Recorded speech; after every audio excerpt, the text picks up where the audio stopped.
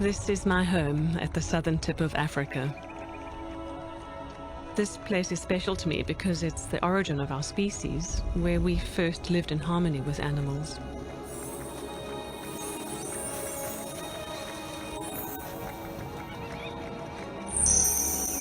My name is Anna.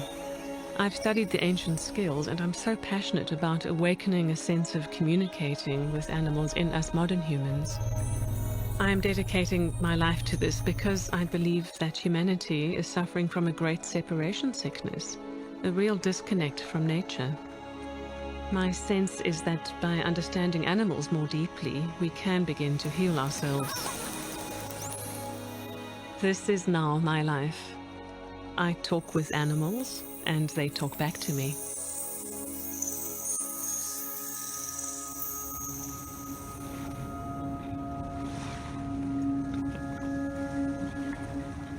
I first met Anna Breytenbach through a troop of wild baboons. Yet, on that first day I met Anna, she walked easily amongst them, although she had never been around this troop before. This particular group of baboons is quite aggressive because of all the human interference in their lives.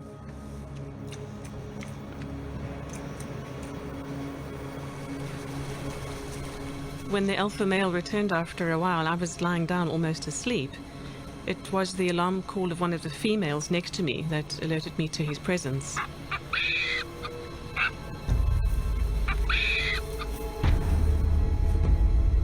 When I saw the big male approach with all the babies around Anna, I was sure she was going to be attacked. I have seen this big male attack people he thinks are a threat to the young baboons. But that's not what happened. He stood cross-legged in front of me, looking down at me with a very inquiring look of evaluation. And I had the question fall into my mind as his question, which was, "Who are you?" with a slight air of suspicion. I simply projected to him that I was there peacefully, just in a state of being, and right away he accepted me.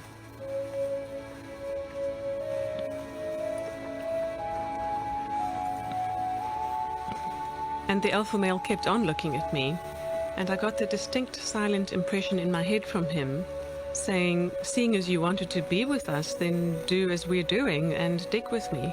And so I did.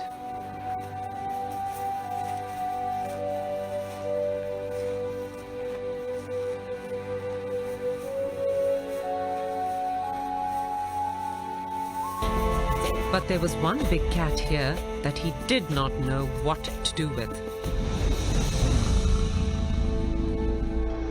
This black leopard, called Diablo, had been rescued from a European zoo where he'd been abused. That experience had made him suspicious and vicious. All he did was sit in his night shelter and snarl at anyone who came close to him. 6 months in, and Jörg was at a loss as to how to deal with this cat. That whole atmosphere there was a vibe of aggression and of, I hate you and I will kill you. And, you know, the one encounter I had with him, he sent me to hospital 1 bite, 1 week. Here, I thought, was the perfect case. If Anna could get this animal to change his behavior and become well adjusted, then I would have no choice but to acknowledge that she was in dialogue with animals. It took me some time, however, to convince Jörg to bring in Anna. He's a dangerous cat. He's very, very dangerous. He's towards me and towards everybody else. In my opinion, the chances of an animal communicator changing that, it'll take a lot to convince me. I honestly do not believe that an animal can talk to a human or communicate with a human. I've had animals my whole life.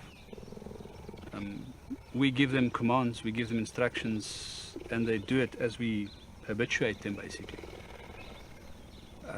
But I'm very skeptical to think that an animal like Diablo will communicate or can communicate with humans. I am desperate, however.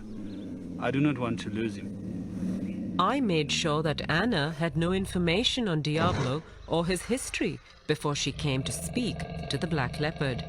I was nervous to see what would happen, as this animal never let anyone near his night shelter without a lot of snarling and growling. But the minute he saw Anna, he calmed down and let her kneel right outside and look at him.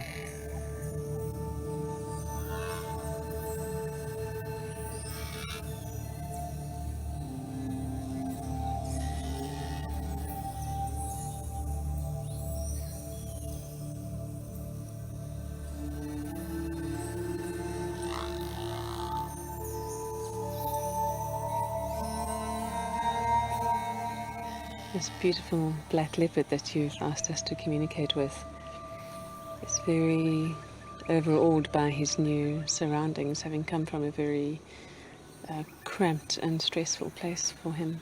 That this place has been provided for him, but he's been quite conditioned by a very unfortunate past. He doesn't want much to do with humans as a result. He's immensely powerful, and I mean not just physically, which you well know and respect, but he's immensely powerful with a wisdom and an energetic presence and personality that is far bigger than anyone has ever appreciated about him before. And he commands a certain amount of respect for that. Again, not in a needy way, but really just out of, by virtue of who he is as a being.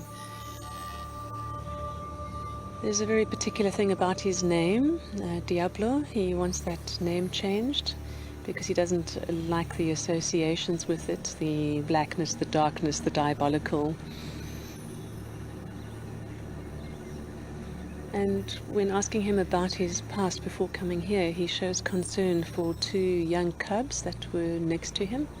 He's asking what happened to them with a great sense of care and concern. And when she communicated with him, and when we spoke to her and she relayed all the information back to us, firstly I didn't believe her. You know, it's things that anybody can think out, and you can think, And then she said something about the cubs that were with him. And that changed this whole thing, because now all of a sudden, that's something that she didn't know about. And I've also reassured him that you have no demands of him here, that you're quite happy to not make any physical demands of him or any expectations for display or interaction, that you're really willing to let him be how he wants to be. And that's given him an enormous sense of relief. Yeah. And having told him that has for the first time made him actually genuinely interested in now exploring a bit further. Now that he feels that he's not being asked to come out more, he's genuinely interested in being relaxed enough to have a natural curiosity come out and to actually expand his horizons a bit. And Yeh was just stunned when the black leopard walked out of his night shelter into the larger enclosure later in the afternoon. In the 6 months that the cat had been here, Yeh had never seen him out of the night shelter. He then decided to rename the leopard Spirit.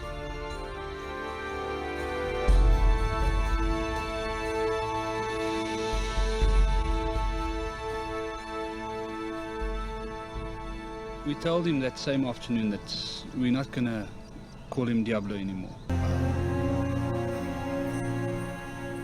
Is there anything you'd like to say about that feedback? I think we'll talk about this a bit later. I can't listen. So we'll talk about this later. It's unbelievable. I'm overwhelmed.